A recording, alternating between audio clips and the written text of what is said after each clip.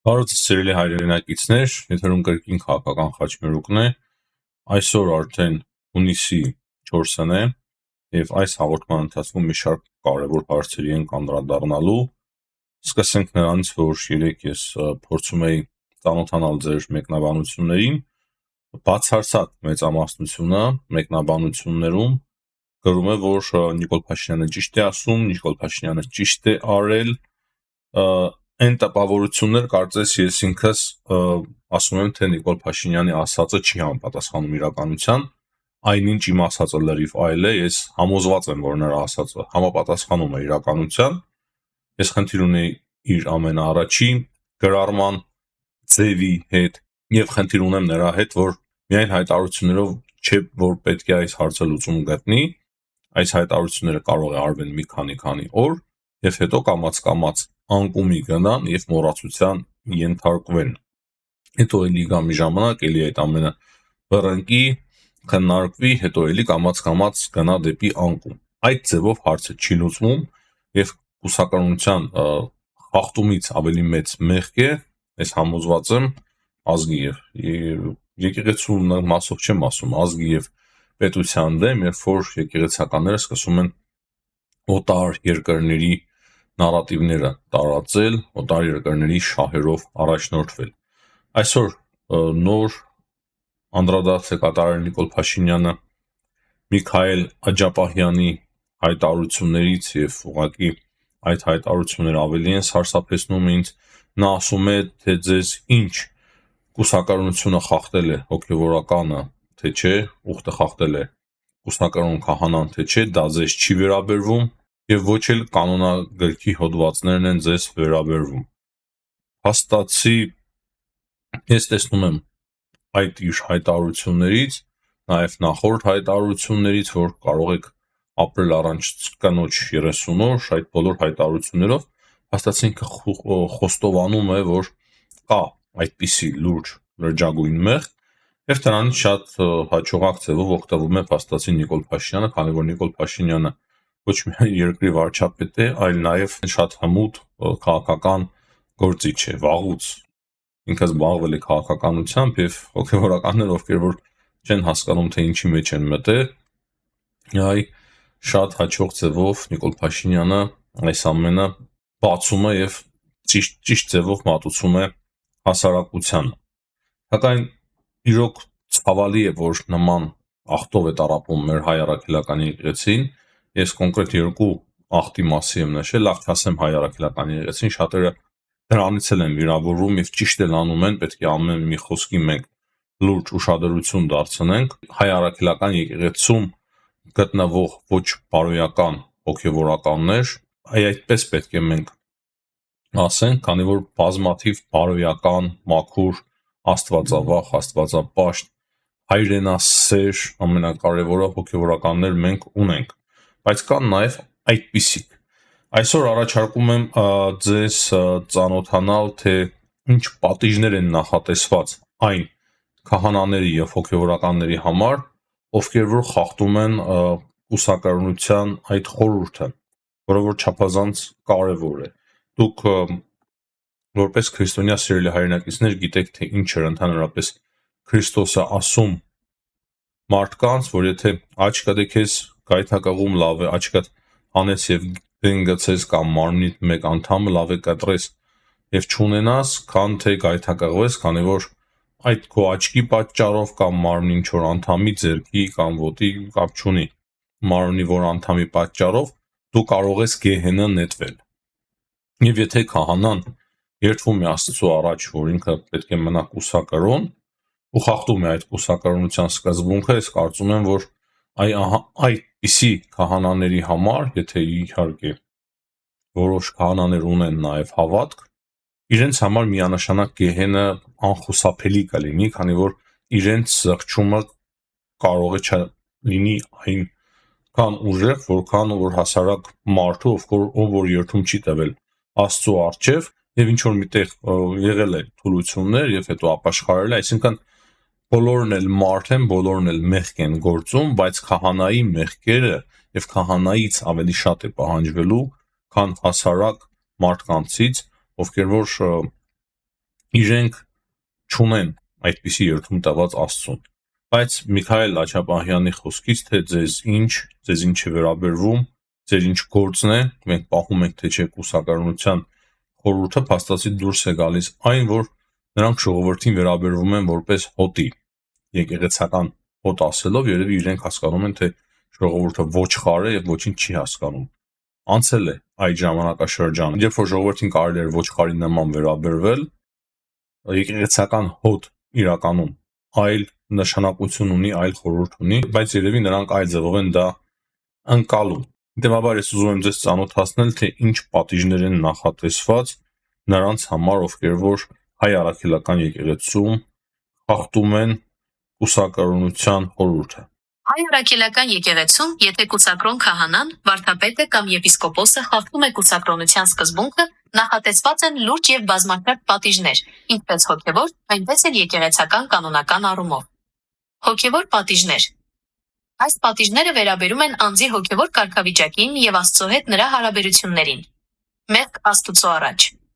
Կուսակրոնության երդումը տրվում է Աստծուն, եւ դրա խախտումը համարվում է ծանր մեղք։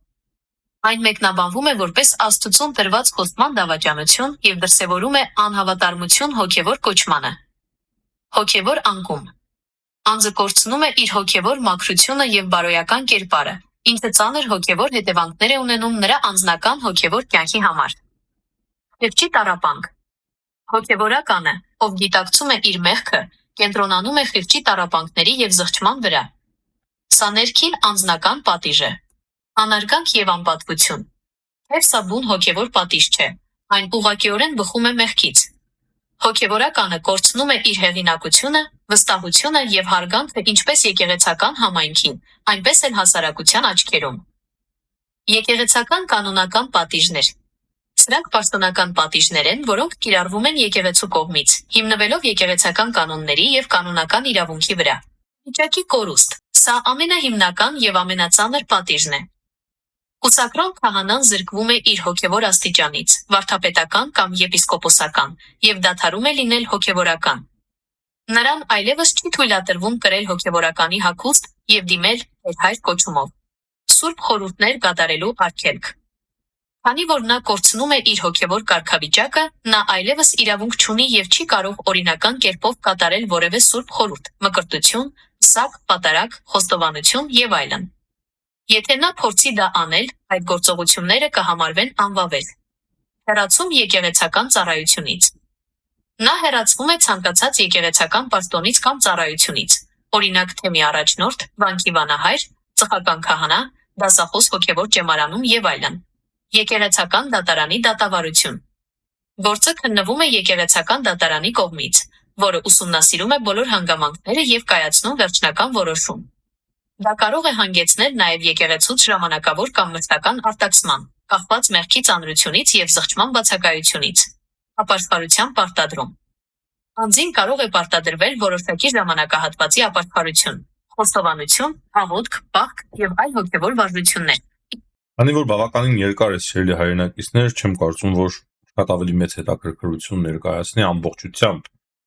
լսել, թե ինչ է նախատեսված, դուք տեսնում եք, այսինքն նորմալ, եթե եկեղեցին առողջություն ունի, նորմալ պետք է անպայման ներքին դատավարության կարգ տեղի ունենա, դատավարության գործ տեղի ունենա եւ այդպիսի քահանաները եւ սրբազանները պետք է անպայման հեռացվեն եկեղեցուց եւ նրանք այլևս չպետք է կարողանան ծիսակատարություն կատարել, մկրտություն, պսակ եւ այլն եւ այդպես շարունակ։ Բայց այստեղ Միքայել Սրբազանը ասում է, որ սա ժողովրդին չի վերաբերվում, սա ձեր գործը չի։ Եվ այս պատասխանը իրոք շատ վատ ու վտանգավոր պատասխան։ Հաստատի նա եւ իր նմանները դեմ են, որպեսզի անկողմնակալ դատավարություն իրականացվի, եկեղեցական դատավարություն, եւ բոլոր փաստերը քննվեն եւ բացահայտվեն։ Այս առումով ես ամենայն անկեղծությամբ չգիտեմ, թե ինչ է պետք անել եւ ինչպես պետք է վարվել, որպեսզի այդ ամենը տեղի ունենա եւ բացահայտվեն այդ բոլոր մեղադրանքները եւ այդպիսի անձին հեռացվեն եկեղեցուց։ Հիմա այս տեսնում եմ բազմաթիվ քահանաներ, ճանաչում եմ նաեւ բազմաթիվ քահանաների, ովքեր որ իրենց բնույթը բավականին մաքուր մարդ են, այսինքն նման հարցերով իրենց մեղադրել չես կարող, թե նրանք կնամոլ են կամ աստվածավախ չեն, բայց տեսնում են, որ իրենք սկսել են աջակցել Միքայել Աջապահյանին, քննադատել Նիկոլ Փաշինյանին, հարցը Նիկոլ Փաշինյանին քննադատելու մեջ չէ, հարցը Միքայել Աջապահյանին կամ կաթողիկոսին աջակցելու մեջ է, եւ եթե դու քո ներսում գիտես եւ հասկանում ես, քո մեջ համոզմունք ունես, որ իրոք այդ սրբազանները խախտել են հոգևոր այդ կարևոր խորհուրդը, ու դու ինքդ մաքուր քահանա ես եւ աջակցում ես նրանց, ովքեր որ խախտել են ուսակարոնության խորհուրդը, ապա դու եւս քո վրա մեծ մեղքի բաժին ես վերցնում։ Հնարավոր է եկեղեցում այս պահին խնդիրներ չունենաս, քեզ գովեն, ասեն, որ շատ լավ ես անում, ճիշտ ես անում, ճիշտ կողմում ես դու, բայց իրականում եթե դու հավատք ունես, նախ խղճի հետ քո խնդիր կունենաս, եւ հետո Աստծո հետ միանշանակ խնդիր կունենաս, եւ նաեւ անպայման քո հոտի հետ խնդիր կունենաս, քանի որ քո հոտը հավատացյալ ժողովուրդը եւս եւ ընդհանրապես հասարակությունը քեզ եւս հարցեր է ուղղելու, թե դու գիտես, չէ, որ օրինակի համար Միքայել Աջապահյանը լինի, կաթողիկոսը լինի կամ մեկ ուրիշը լինի, նրանց նկատմամբ այսպիսի կասկած կա։ Դու կարող ես հիմնավորել, որ այդ կասկածը անհիմն է, դու քո մեջ համոզված ես, որ դա չի համապատասխանում իրականությանը։ Հասկանում եք, չէ՞, ինչի մասին եմ խոսում, սիրելի հայրենակիցներ, եւ այստեղ ամենակարևորը այն է, որ իրոք մեր եկեղեցին, որը որ ամենակարևոր կառույցներից մեկն է մեր պետության, մեր ազգի համար, իրոք կարողանանք մաքրել, քանի որ ոչ միայն կուսակարոնության սկզբունքը խախտող քահանաներ, հոգևորականներ մենք ունենք եկեղեցում, այլ նաև այնպիսի հոգևորականներ ունենք, որոնք որ արտաքին պատվեր են ստանում տարբեր երկրներից եւ չեն ծառայում մեր երկրին, մեր պետությանը։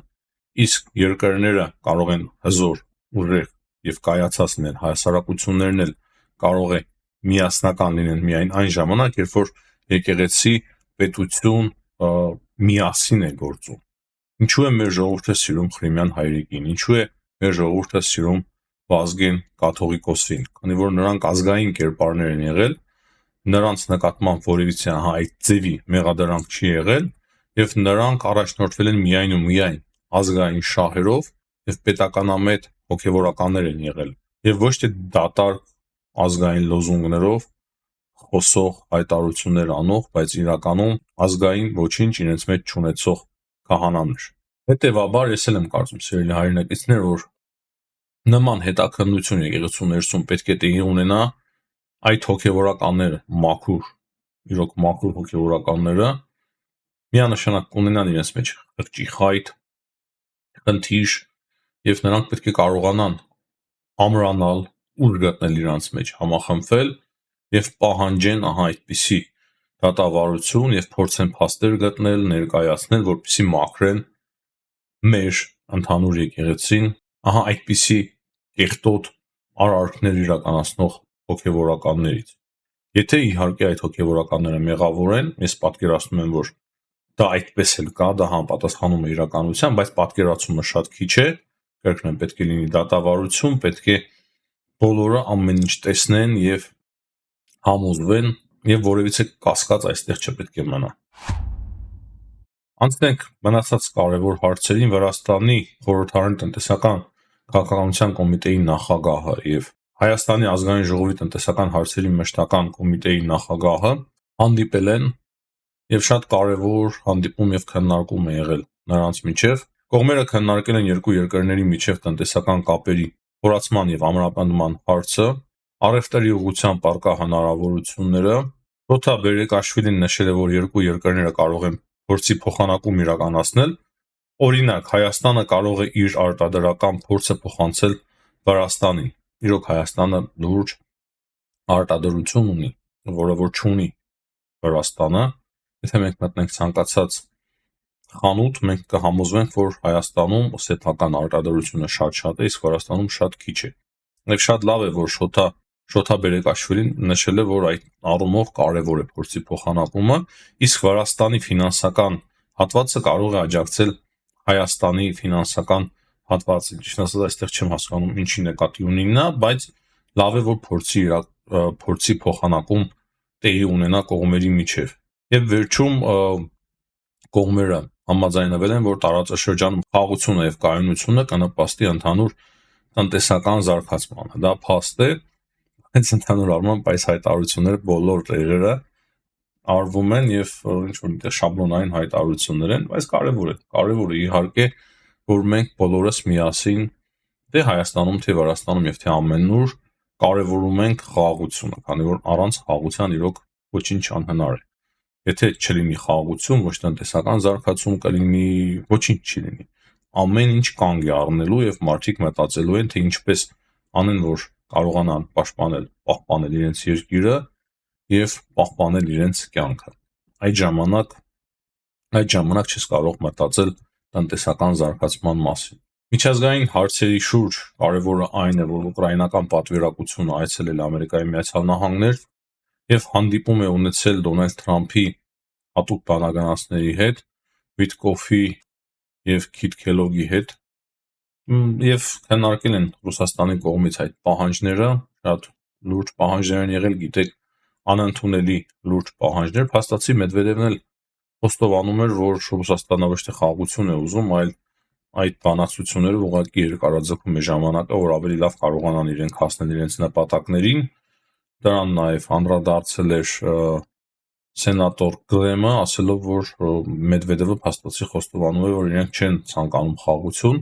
Այստեղ կարևոր է նշել, որ Ամերիկայի Միացյալ Նահանգների կոնգրեսում եւ սենատում օր-օրի ավելանում է այն մարդկանց թիվը, ովքեր որ աջակցելու են այդ պատժամիջոցներին, այդ հատ լուրջ պատժամիջոցների նախագծին, որը որ առաջարկվել է հանրապետական սենատորի կողմից, եւ դրա ընդունման հավանականությունը հիմա շատ մեծ է։ Դժվար է ասել, թե եթե դա ընդունի Թրամփը կստորագրի, թե չէ, կամ ինչքան ժամանակում կստորագրի այն։ Հնարավոր է Թրամփը կրկին փորձի ձգձգել այդ հարցը։ Թրամփը շատ չի ցանկանում մեկնաբանել տեղի ունեցած բանակցությունները, փորձում է ինչ-որ չափով դիստանցավորվել, բայց հստակ երևում է, որ դա ընդհանուր առմամբ իր սրտով չէ։ Ինչ վերաբերում է մարտի դաշտում ինչ է տեղի ունենում, գիտեք, երեք Ուկրաինան սուզական դրոնի միջոցով, բավականին մեծ ռումբի միջոցով կարողացել էր խոցել ջրի տակ Ուկրաինայում ջրի տակ Կրիմի կամրջի հիմնական սյուներից մեկը, բավականին երկար ժամանակով երթևեկությունը կամրջի վրայով դադարեցված էր, հետո արդեն վերականգնվեց երթևեկությունը, հետաքրքիր օպերացիաներ է կարողանում իրականացնել Ուկրաինան, տարբեր դիվերսիոն գործողություններ, գիտեք, կամուրջների պայթյունները Ռուսաստանում, չնայած կամուրջների մասով կարծես թե Ուկրաինան չի ընդունում, որ ինքն է այդ ամենը կազմակերպել, Կրիմի կամրջի վրա այդ հարձակումը կամ ռուսական ավիացիայի վրա հարձակումը, այսինքն մեկ շաբաթվա մեջ մենք տեսանք մի քանի լուրջ գործողություններ, բայց ռուսական զորքերը, ինչպես եւ նշել էի, հաջողություններ ունեն Սումիի շրջանում հատկապես որոշ առաջընթաց ունեն, ճիշտ է նոր մանրամասները տեղեկություններ չունեն, բայց վերջի 10 օրերի ընթացքում բավականին հաջողություններ է գրանցել ռուսական զորքը հատկապես Սումիների ուղղությամբ։ Հիմնականում այսքանը, սիրելի հայրենակիցներ, հիշեցնեմ կրկին լայքերի համար, բաժանորդագրվեք մեր ալիքին, եթե մինչև հիմա չեք բաժանորդագրվել, հաջողություն կհանդիպենք։